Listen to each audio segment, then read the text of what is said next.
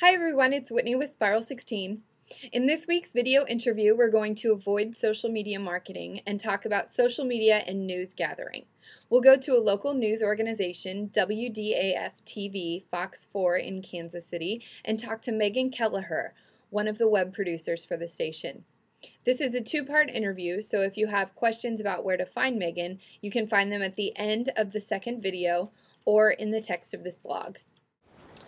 Megan Kelleher is with us from the newsroom at WDAF TV4, the Fox affiliate in Kansas City. Megan, how are you this morning? Good, how are you? Good. Full disclosure, I did work at Fox 4 for 2 years. Megan is a former coworker of mine. Back when I was there, it was myfoxkc.com. Now it is fox4kc.com, right?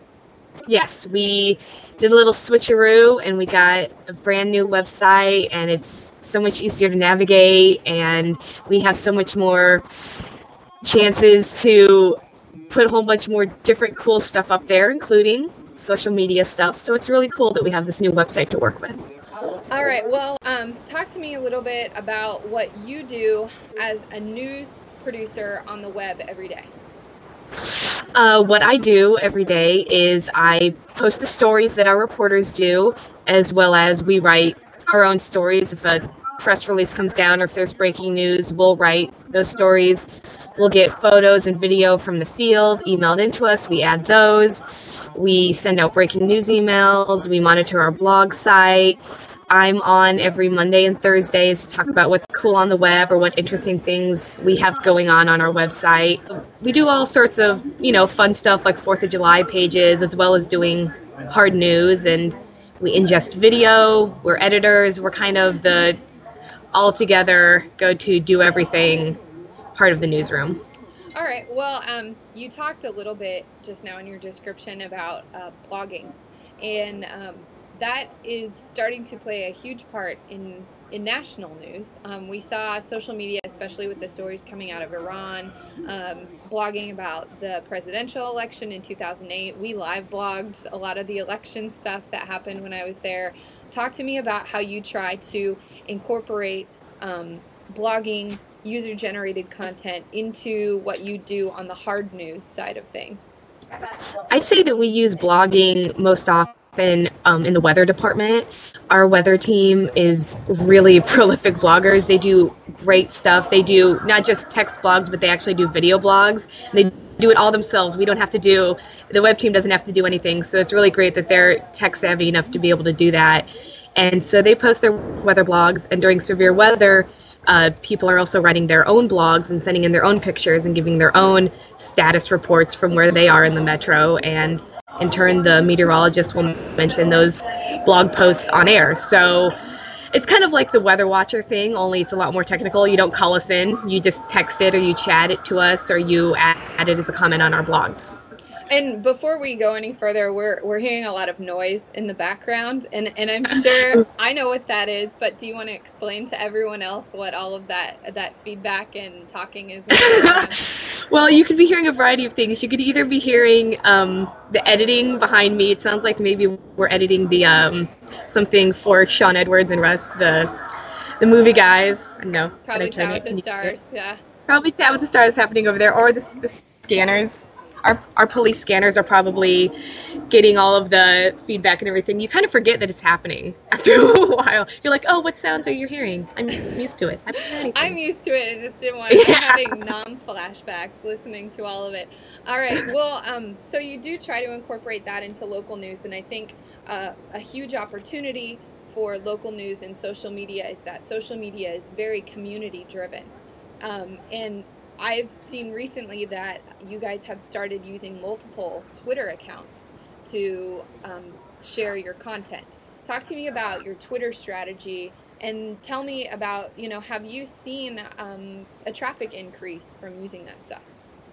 Yeah, we do have multiple Twitter accounts. Our probably most popular one is the Fox 4 web team one, and that's the main one that we use. And it kind of started out as we would just push headlines to it, and then we realized that was totally boring. So now we try to put more of a voice on it. So if there's a story or something that we want people to see, we'll give our tweet a voice. We'll put a little bit of, oh, you have to check this out. There's some amazing video here. I watched it 15 times, and then we'll put the link on it.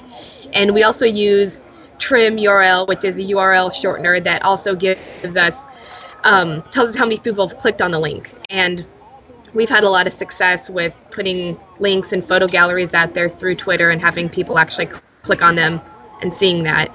Another Twitter feed or Twitter account we have is the Fox 4 Sports, and Al Wallace just does an incredible job of tweeting the most ridiculous things. He went up to, where did he go? Detroit? Is that where Kansas played? For the NCAA, Minneapolis. And he was doing some really great tweeting courtside, things that you wouldn't hear during the sportscast or even maybe in a video blog because you would forget they happened. So, what kind of referrals do you get from Twitter? Are you able to monitor that? We do kind of, we do. Does that come up in Omniture, Rebecca? Twitter? I don't think it comes up in our referral monitoring, our ad system, how we check where we get hits and everything like that. I think with Trim, it just tells you how many people have clicked on it, and we kind of just monitor it through retweets, really, more than anything else. All right. Corporately on referrals. We do get corporate referral reports. Oh, okay. Megan is talking to the rest of the web team. Rebecca's sharing. So yes. She's not just talking to the wall. Well, Twitter is obviously, it's a huge part of information sharing, but what other communities, where do you guys have a presence other than just the actual official news website and Twitter? I would say our Facebook group, it's actually the Morning Show page, and the Morning Show group is one of the most popular other social media things that we have going on. They have almost 4,000 friends, and we decided from the get-go that we didn't want to do just a Fox 4 Facebook page. We wanted to make it really specific and have a group that would be able to take care of it themselves and update it. And they have obviously a great personality, so they would be the perfect group to kind of make it fun. And on any given morning, one of our producers or anchors can post a status update, and by 10 a.m. it'll have 80 responses to it. They'll just ask any old question. What do you think about this story about the bank robbery? I'm really scared. And then everyone will put their little status updates to it and comment on it. Already this morning we had Dawn and Mark hula hooping, and before I could even get that video posted, Lauren Halifax was like, can you get me that link so I can post it to our Facebook page? So you see, now where does that cross over from the Facebook page to what actually goes on the air? How often do you use viewer reaction or user-generated content in your actual on-air news coverage, not just online? Yeah, probably all the time. Mark and Lauren and Dawn are all really great about talking about what people are writing on the status updates and commenting on Facebook. When Dawn had his baby and he brought in pictures, and people were just commenting and congratulating, and they were reading those on air. And Mark tweets all the time, and even during the noon show, he kind of has a little 30 seconds where he just talks about what people are talking about on his Twitter account. So they're really great about not just saying, hey, give us your comments, but actually saying, oh, we'll actually read them on air if you talk back to us. So. Yeah,